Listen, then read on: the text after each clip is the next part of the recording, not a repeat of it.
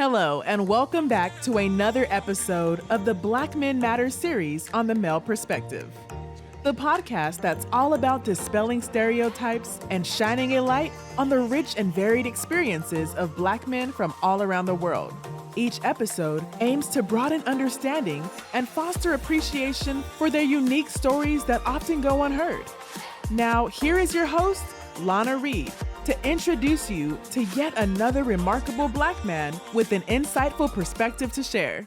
Hello, everybody, and welcome back to another episode of The Male Perspective. I am your host, Lana Reed, and today, on this day, I have the pleasure of sitting down with a gentleman by the name of Robert Gibbs. He's a speaker, mentor, and author of the book Black Men Rise, Fatherly Advice to the Young Black Man.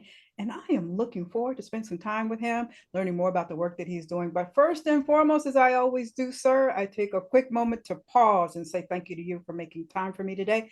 Time is a gift. Once we give it, we can't get it back. And I truly appreciate you making time to talk to little old me. And with that, sir, welcome to the Thank you so show. much. Thank you. I'm really excited. Thank you for the invitation.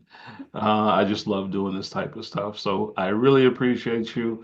And as I said before, looking forward to it. Awesome. We're having a good time today. And I have a Yeah. short amount of time and I got a lot of questions I want to ask for to you, sir. So let me get going here. Now, your book, before I get started, as I was mentioning in the opening, and one of the things I do is kind of roam around my guest websites and stuff. And I was on the Amazon page for your book, Black Men Rise. And one of the first things that struck me was like, wow, the cover art. It's like a mosaic puzzle piece of pieces. How did the cover art So I have to give a plug to my graphic designer, Larry Lowe. He's a friend of mine. I happen to be my college roommate. He's from living in Accra, Ghana right now. Awesome. And I wanted to have a redo of the cover. So I sent it off to him. He did his magic. And you see the finished result there. So thanks to him for pitching in. He did a good job. He did. I Yeah, mean, it really catches you. It hits you in your face. So I really like yeah. that. So let me get into the book here. Black Men Rise, Fatherly Advice to the Young Black Men. And we touched on this before we started taping today. It's no easy feat trying to reach out to the younger generation. Sometimes they don't want to hear what we have to say. And then in Right. addition to that, writing a book is no easy task. So what makes a man sit down and say, hey, I'm going to try to I'm going to try to Yeah, talk to these young yeah. people? Yeah, real life. This is a labor of love for me. My nephew, one of my nephews, he was having difficulty as a young man. He lost his mom when he was 2.5, right? My sister. Mhm. And so he really didn't have that guidance going forward. And it occurred to me, as I'm writing the book to him, it's like, wait a minute, there may be some other young men out there who are in a similar situation. They don't have a fatherly figure. They don't have a source to go to for advice. And so I just continued to write, and I said, I just got to put this thing out. If I can help someone who doesn't have that source, Mm, I say it all the time. I have a lot of sons right now mhm. because of this book. So I'm really excited that the word is getting out. Awesome. That is our responsibility as village elders to pour back into our young people. Yeah. So, what are some of the topics covered in the book? Ooh, I cover deep topics. I talk about police interaction. I talk about finances. I talk about our fears as young men. I talk about relationships with women and just everything, anger management, Mhm. being in these situations where you really have to control yourself, with the emphasis on maintaining your power, right? We never want to give up our power as we navigate this world. Yeah. And so a lot of the times what will happen is, especially for our young men, is that we forfeit our power and we don't navigate through these situations properly, and it Mhm. negatively impacts us. So I try to give that wisdom to say, I understand the situation, but what's the goal, right? And Mhm. then give some examples on how to get through those situations. Yeah. You know, that's a very tough conversation for parents or caregiver givers of our young people to have, because like you said, your power, there's a lot of conversation today about, teaching our kids to advocate for themselves. You got to advocate for yourself, and that's a very beautiful thing. It's a task, a skill set that will last you for the longevity of your life. But we also have an uncomfortable dynamic as Black people when it comes to the police interaction, because True. that is not a time where you can really advocate for yourself if you want to walk out of it Right. alive still. Any tips to give to caregivers, adults, about that So conversation? yeah. So I have to back up and give you a little bit of my career experience. So many years ago, and I don't want to tell you how many, but in the 90s, I was one of two assistant chief investigators for an agency in New York City that investigates police misconduct and abuse. And so we split the city up. I had three boroughs. The other gentleman had three boroughs, and we split the other borough, or two and two and one. It's only five boroughs, excuse me. And so we were responsible for investigating those types of complaints, actually sitting down face to face with police officers and asking them, what was the situation? Why'd you do this? What happened here? And you get a really interesting perspective on the mindset of police officers. And I share that experience because in these situations, there's so many nonverbal cues that civilians give off and police officers give off, and we just need to be in tune to those nonverbal cues. One of the things that comes out and I always talk about car stops because it seems to be the biggest area of contention is police officers don't like three things. They don't like concealment, they don't like darkness, and they don't like loud noises. So loud music doesn't work, dark interiors of cars doesn't work. And very, a lot of things happening, a lot of noise, and if they can't see what's going on. And so it's important to understand that, especially at night, if you're out, there's a certain thing you have to do. You make sure your interior lights are on, your hands are in the right place, so no concealment, they can be seen, and just conducting yourself in a way that you can communicate to the police officer non-verbally, so that they understand you're not a threat. A lot of what will happen is this miscommunication, and there's always a flashpoint. I call it a flashpoint, where something will happen and there's no going back from that. There's going to be an escalation, and you really just want to stay away from the flashpoint. So those are just some of the things. Okay, all righty. Now, you mentioned that you've done this work some years ago. Do you think we will not have to, at some point in history, have to walk this tightrope as Black folks? I can give you my perspective on how we get out of it. Okay, there. And my perspective is to make them waste their time. The reason I say that is the only reason, aside from the obvious reason, the only reason that this happens so often is that law enforcement is successful in a lot of the times when they do engage in these activities. They find other things. They're doing recoveries. And so it's such a high hit rate for particular populations, for particular times of the evening, right? For particular geographic areas, that it's like shooting fish in a barrel.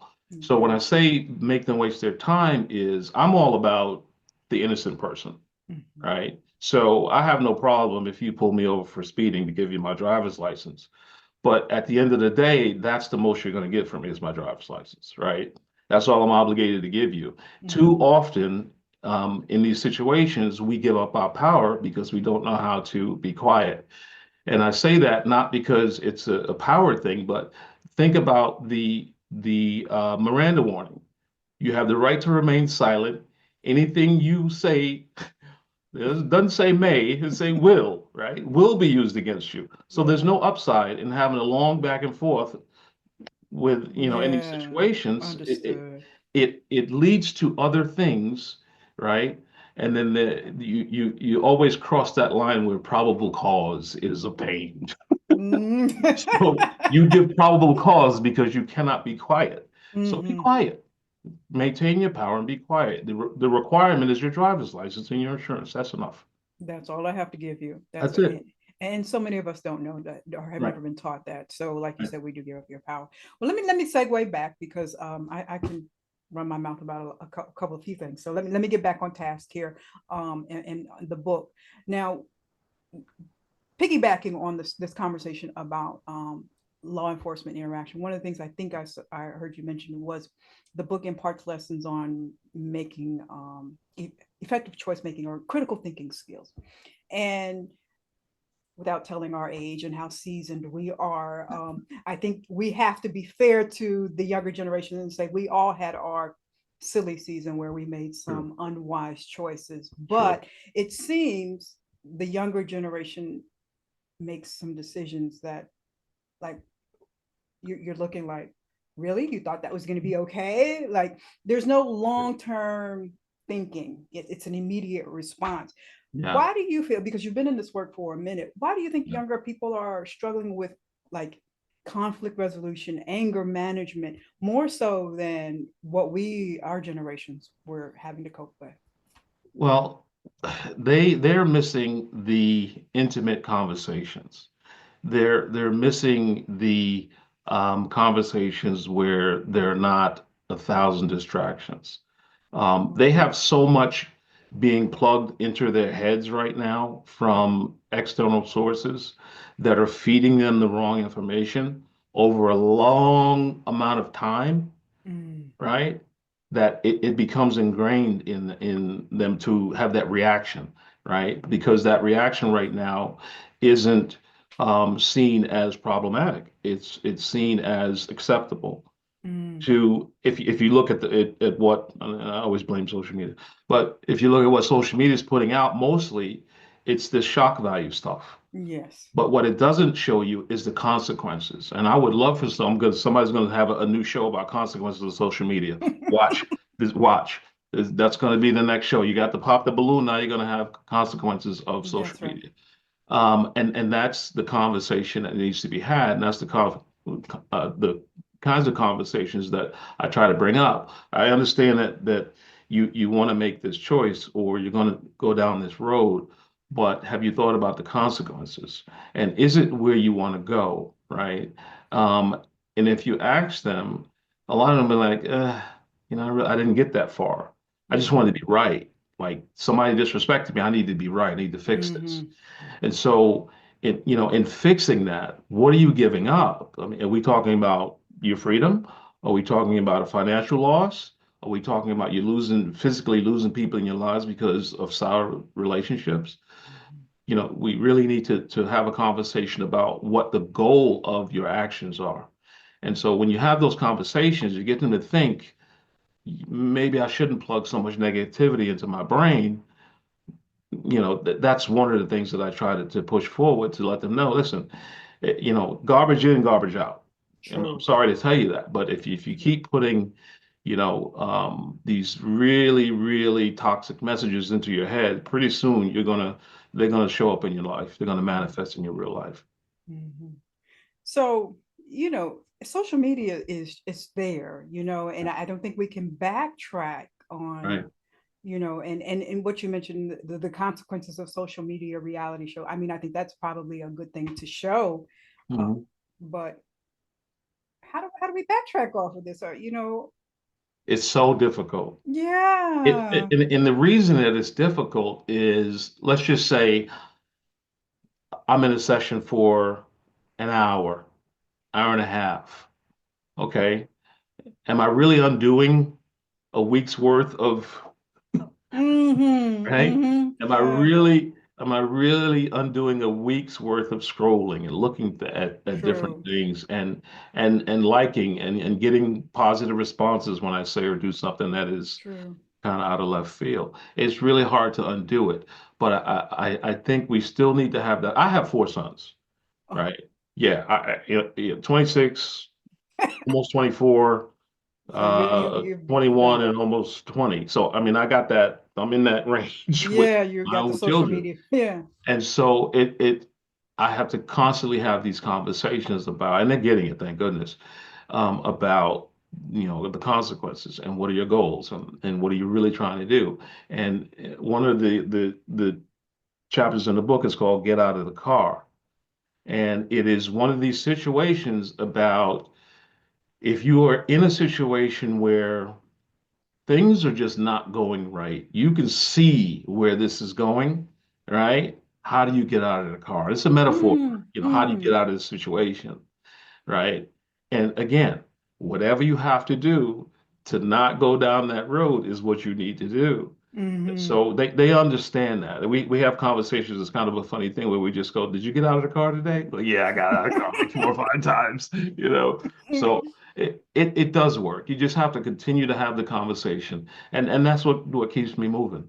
Awesome. I love that. Yeah. The social media kind of piggybacking on that, it's such a challenge. I was reading an article where they were saying something like 46% of young men today have only initiated romantic contact or a date with somebody through social media. And Yeah. that's such a weird communication style Yeah. for me, so Yeah, it's difficult, and it's scary out there. Again, 3 of my sons are not attached. One is, and they're very cautious. I've been married 28 years. They look at me and my wife and they go, "Yeah, we get that. We mm-hmm, see the benefit. mm-hmm, We see how you work together through difficulties and beautiful. and and working on all of that." And so it's really difficult because they're really picky young men. They really are because they want it to work. Like they don't Yeah, want the 3 year situation and break up and children sure. and all of it. They don't want that. They Mm-hmm, want the nuclear family. beautiful. And I hope so. That's all Different I can say. times, I hope different so. times, Yeah, different they're young enough to, figure it out and find the right ones. So hopefully full circle, hopefully full yeah, circle. yeah. So this is fatherly advice. The book is about fatherly advice, and let me be nosy. If in reflection on your own personal journey, what is some fatherly advice you wish you had in your journey? Oh goodness. Yeah. One of the biggest things for me would have been to speak up more sooner. Hmm. Um, I have been a very reserved person in my younger days. You're a New Yorker. That seems like an Yeah, oxymoron. no, I know it is New Yorker reserved. Um, but yeah, I've been a very reserved individual, kind of um, not the leader type person in my younger days, and I wish that I had had a conversation with my dad about, no, step out there right now. Like, no, Mm, you're that guy. Step out there. You hmm. know, um, it would have gotten me further sooner, right? And again, for these young men, I want them to get further sooner. Yes. You know, I always say life is not linear. I understand that. If you're trying to get from point A to point B, I get it. There might be like 100 steps in B and up and down and back and forth. I get it. It's not linear.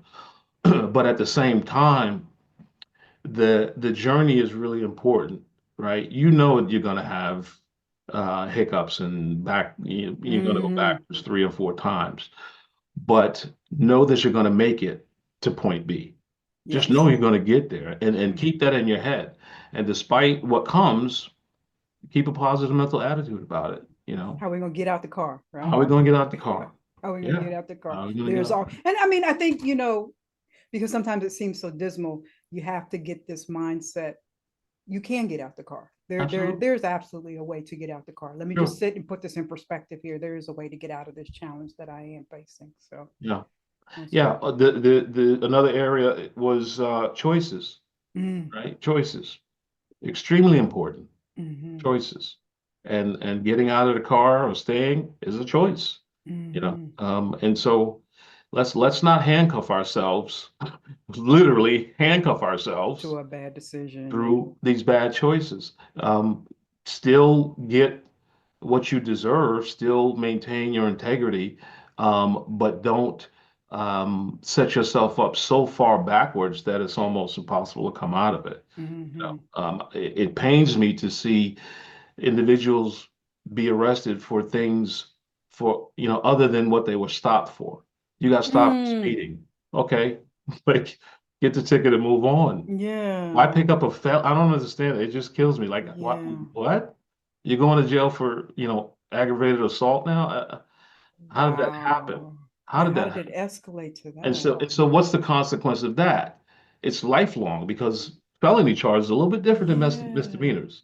And it's a whole cycle of, wow, Mm-hmm. if I hadn't have done that, Mm-hmm. and what's the gain, right? So you see people trying to do this stuff for likes and viewers and followers and all this other stuff. Okay, they're gonna follow you to prison? Thank you. You're Where gonna they sit in that following you cell by to? yourself with no cell phone to get a like, right? Where they following you to? You know? Mhm. I mean, but this goes back to mentorship, and sometimes when I'm circling around in different younger populations, it seems to be some of the conversations in some of the populations a badge Mhm. of honor to have these experiences. Yeah, yeah, and I'm not sure where that comes from. I just don't. Um, I don't know where that comes Mm-hmm. from. That we can blame it on, all types of things, I imagine. Mm-hmm. But when does the light bulb go off in your own head that, Yeah. I really, this is not going to work. Yeah. This And is not going to work. some decisions you can't come back from You after can't you go make back. that choice that's with you 60, 70, 80 years old. You're still carrying around Yeah, some of these bad choices as residuals of that. So yeah, it's crazy. It's crazy. One of the topics in the book I think I saw was finances. yes, And today's world, everywhere we turn, it's consumerism is push, push, push, buy, buy, buy, buy. yeah, Our kids are running around with $1,000 phones and no job. It's kind of hard to impart financial lessons into these yeah, these young people that everything is expensive. How do we yeah. how do we do that? I just think it's all smoke and mirrors when it comes to what we're out there chasing, Mm, all of this flashy whatever. Um, Not realizing that what you might see digitally is not authentic, is not how people are mm, living some of the time. Some of them really mm, are. mhm. But the vast majority, no, Yeah, they're not. yeah. And you're being duped into chasing that. Mhm, And so people really have to have discernment and say, okay, for my situation, my reality, right? I need to live within my means. You're not going to get anywhere unless you live within your means. mhm, Okay, that's number one financially. Um, Number two, and people are kind of down on the 9 to 5 and having a career and working at a certain place, but our jobs were never meant to make us rich. I don't think anybody realizes that. They're meant to yes, keep you alive, like that's right. A roof literally over keep your food in you. head. Yeah, right. Yes. Your roof over your head to keep you in some level of comfort, but not to make you a gazillionaire. And so it's important to realize that whatever you do, and I don't care whether you work at McDonald's or whether you're a plumber or a doctor or a lawyer or anything, uh, the investment of what is coming in is what can take you higher, right? If Mm. you can afford to, especially young people right now, young people, listen to me. This is free. This is free. Your greatest investment is time. If you use your time and your finances, if you pay yourself first, sooner, Mhm, you can get further on in your finances, further mhm, on than your job is taking you. That investment money will do you better than anything else. mhm. So do your research, invest early, pay yourself first, okay? And understand that time is your greatest asset.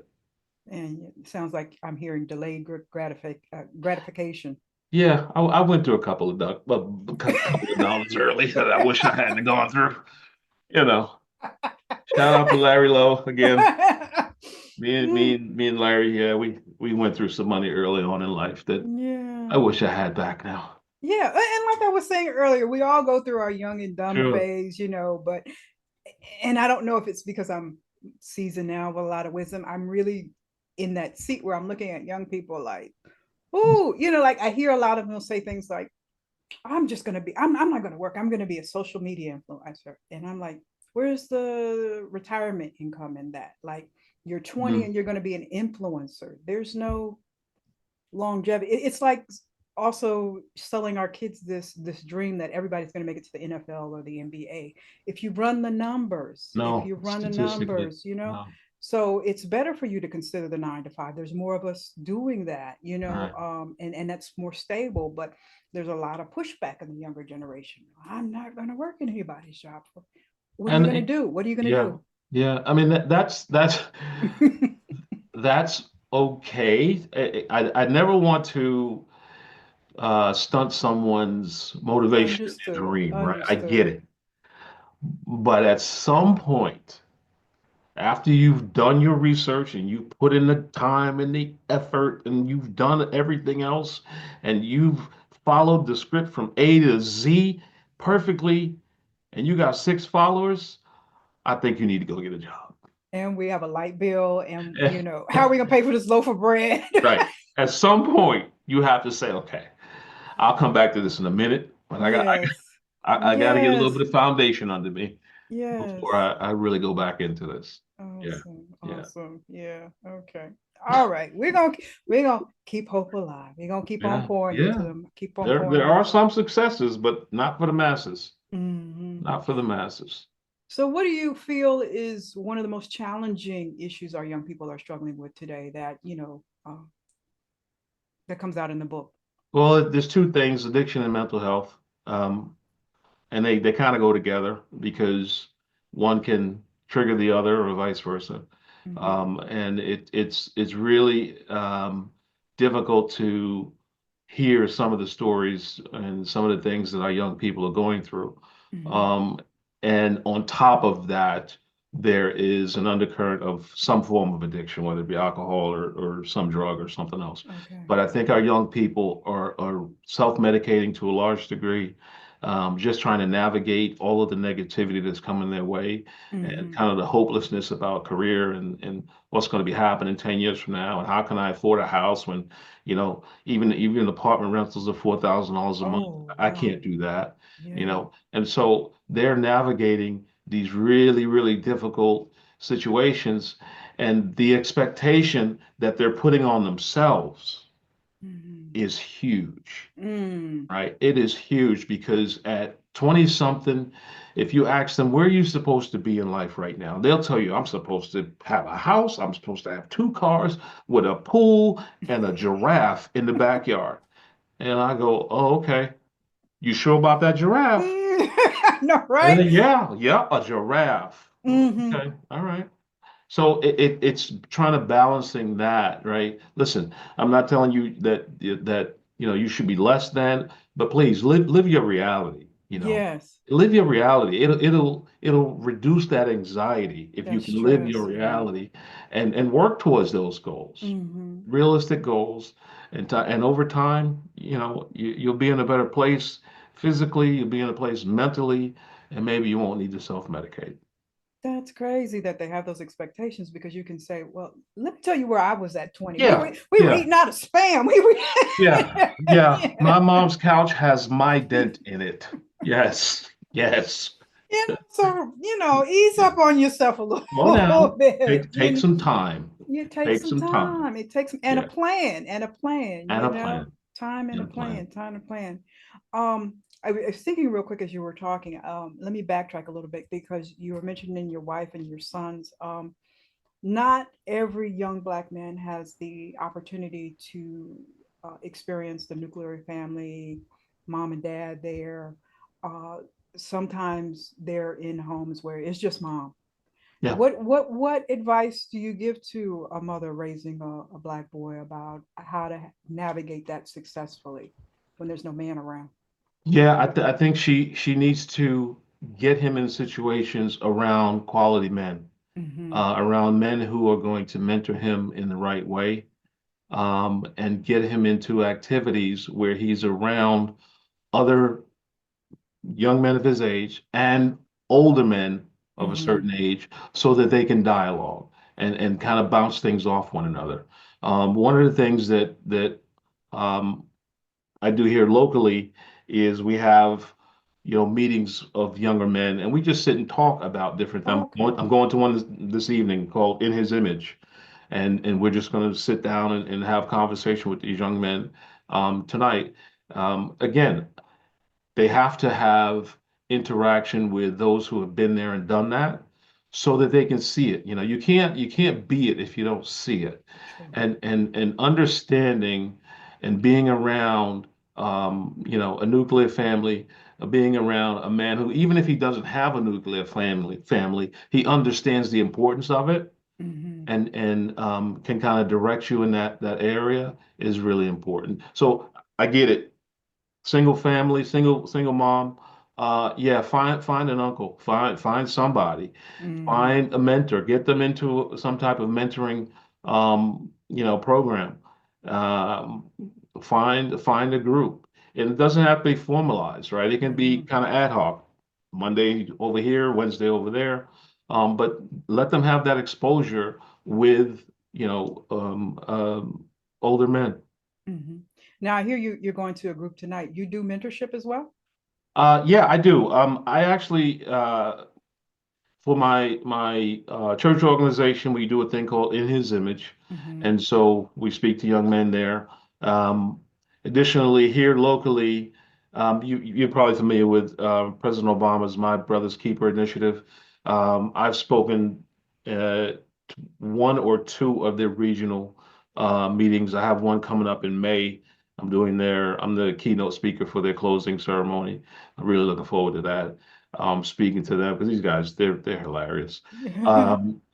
Speaking to them, and again, just trying to get the word out there that there's value in being that guy. It's okay, there's a lot of fun in it. It's not boring. You're not losing much, So come on to this side. I There understand you there's a whole go. lot going out there, but reality is reality. Yeah. Um, we love our children, we love our women, husband, father, protector. There's nothing wrong with that. Beautiful. I like that.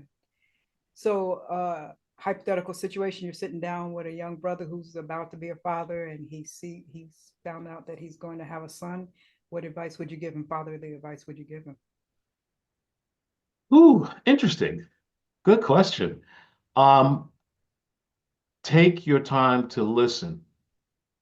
And when I say listen, I'm talking about everywhere. Listen to your mate. If that's your wife, fine. If it's not, I understand, I get it, but listen to her. Be present. You're going to make mistakes. Mistakes will be made. But the larger injustice is not living up to the fact that you made a mistake and owning it. I made a mistake. Apologize sincerely, right? Don't apologize just to have stuff be done with.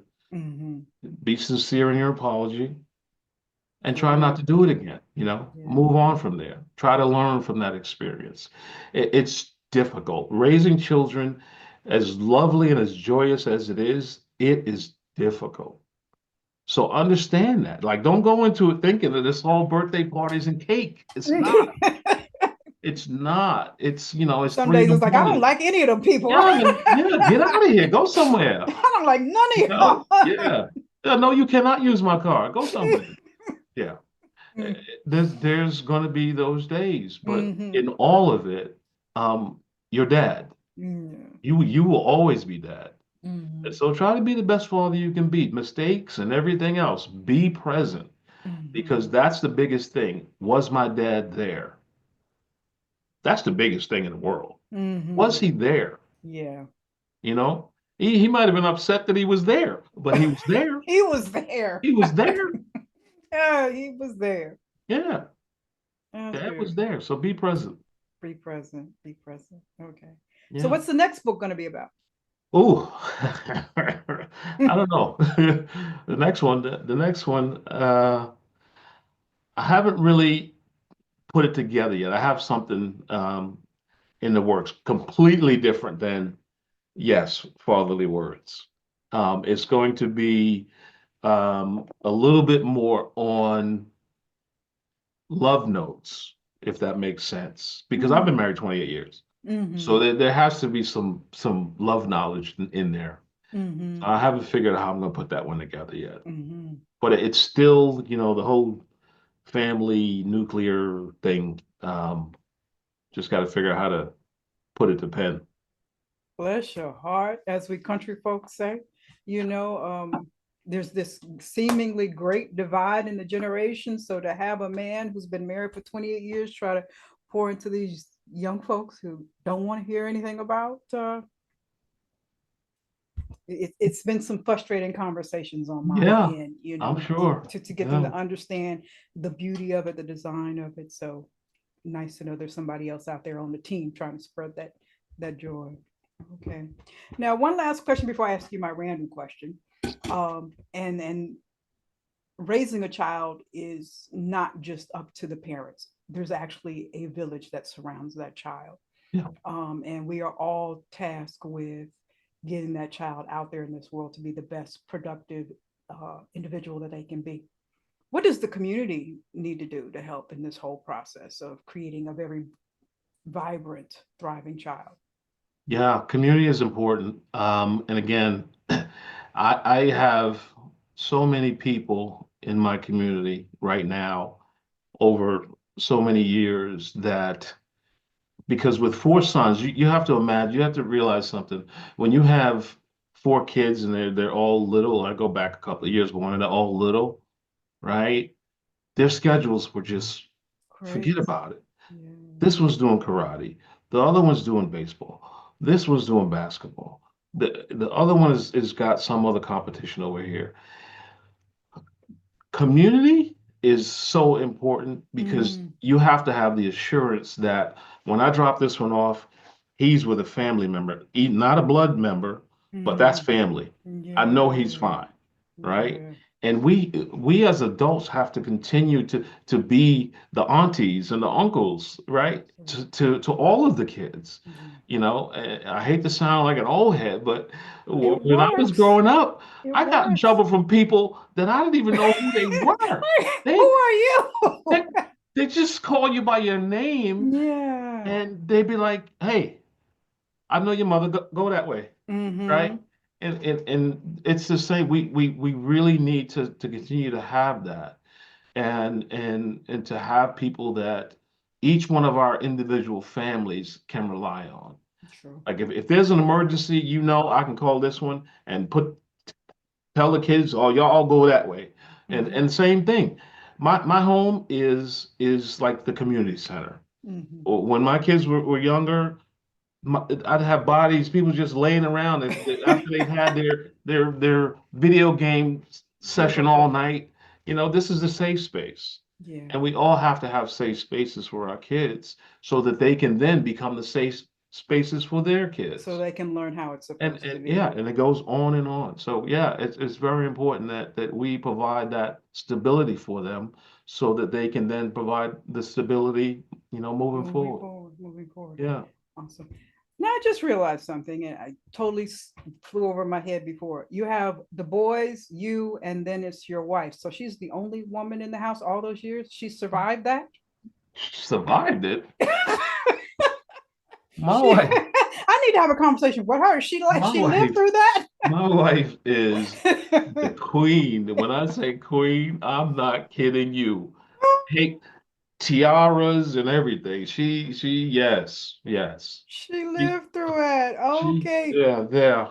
She's the queen. She is the one. She is the one. Okay, she power to her. She pulls a lot of weight around here. And hey, listen, you talking about a rib, Beautiful. Yeah. Oh yeah. Beautiful. See, and that can go into the book, how to pick one. You know, you have to pick a partner.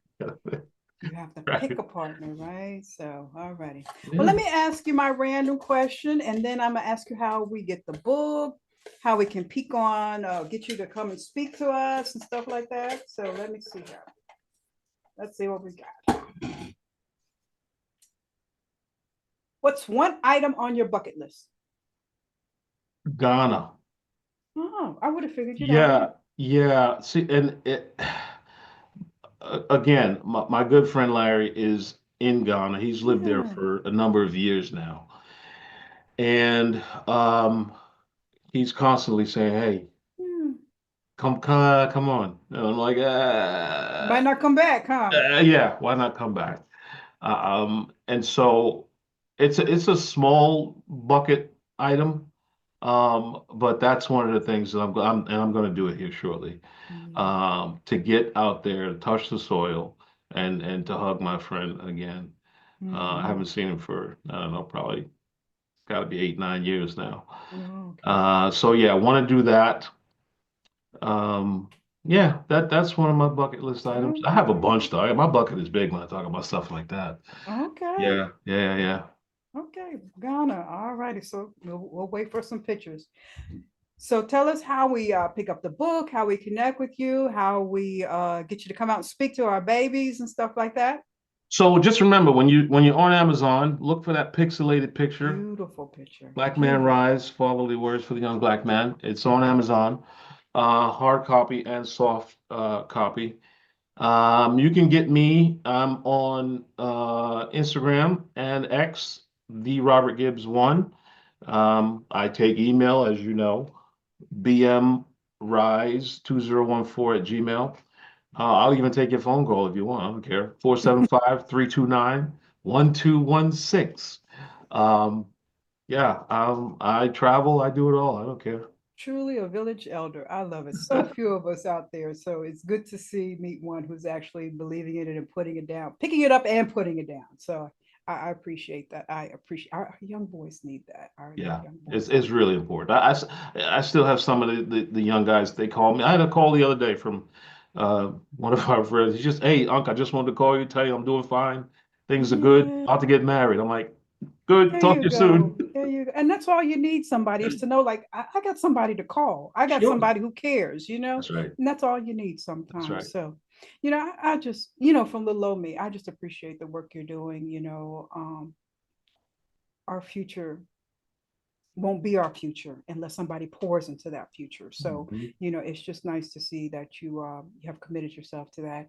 And Yeah. you have some young men in your house that are watching dad do his thing, so they will be paying it forward. You're like, gosh, dad's done all this amazing stuff. Now we gotta sit up here. We got footsteps to follow in now. So, but it's a beautiful example, and I appreciate you so much for the work Thank you. that you're Thank you. doing. Thank you. And give my love to the queen of the house. I She held will. I out. She will. just amazing thing, amazing job. So Yeah. I love all of you guys and love all the work that you're doing. So thank you from little old me. Thank you from little old me. Village Thank auntie you as for well. having me. Thank you for having me. I appreciate it. Awesome. Awesome. That is all for this week's episode of The Male Perspective. I'm your host, Lana Reed, and I will see everybody next time. Thanks for listening to another episode of the Black Men Matter series on the Male Perspective. This podcast is an initiative of Conversations in Color, a 501c3 nonprofit dedicated to uplifting Black voices. Make sure to check out our website, conversationsincolor.org, and be sure to like, share, and subscribe on your favorite podcast platforms. We'll see you on the next episode.